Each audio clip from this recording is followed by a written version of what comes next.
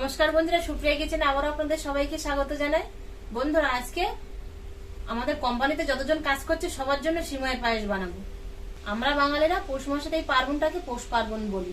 এই সময় আমরা পিঠে পুলি বানিয়ে খাই, কিন্তু এই ব্যাঙ্গালোর বা তামিলনাড়ু এদিকে তো সবাই তামিলদের বসবাস, এনারা সবাই এই পৌষ পার্বণকে পঙ্গুলি বলে। আর এই পঙ্গুলির সময় এনারা পায়েস খায়। আমরা যেন পিঠে পুলি খাই, এনারা পায়েস খায়। তো আমাদের কোম্পানিতে সবার জন্য আজকে ওনার আর সুপারভাইজার সিমাই পায়েস বানাতে বলেছে। ওনারাই কিনে দিয়েছে, তা যা দিয়েছে তাই দিয়েই আমি আজকে সিমাই পায়েসটা বানাবো সবার জন্য।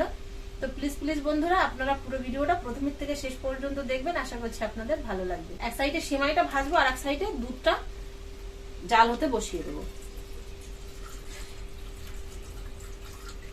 কড়াইতে ঘি দিয়ে দেবো, গরম হয়ে গেছে।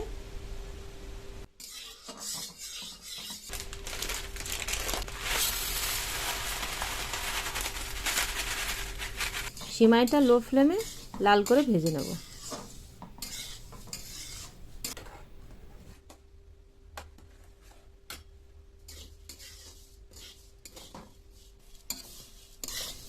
সিমাইটা এরকম হালকা লাল করে ভেজে নিয়েছি। এবার এর মধ্যে জলে রাখা দুধটা দিয়ে দেব।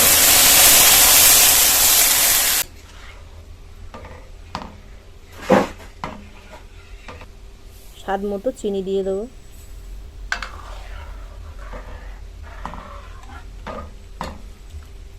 আলাদা একটা কড়ার মধ্যে ঘি দিয়ে তেজপাতা, কাজু, এলাচ আর কিশমিশ দিয়ে হালকা করে ভেজে নেব।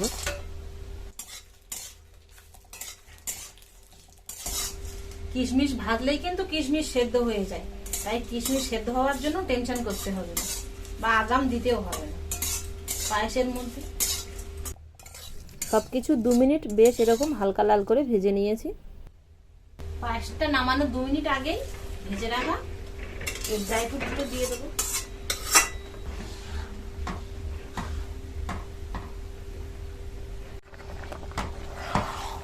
সিমাইয়ের পায়েসটা হয়ে গেছে, এবার গ্যাসটা অফ করে দেবো। ঢাকনা চাপা দিয়ে দিই। সবাই মিলে আসবে খেতে এই দুপুরবেলা 2টোর দিকে। সবাই আসলে সবার খাবার শেষে পাতে অল্প অল্প করে দেওয়া হবে।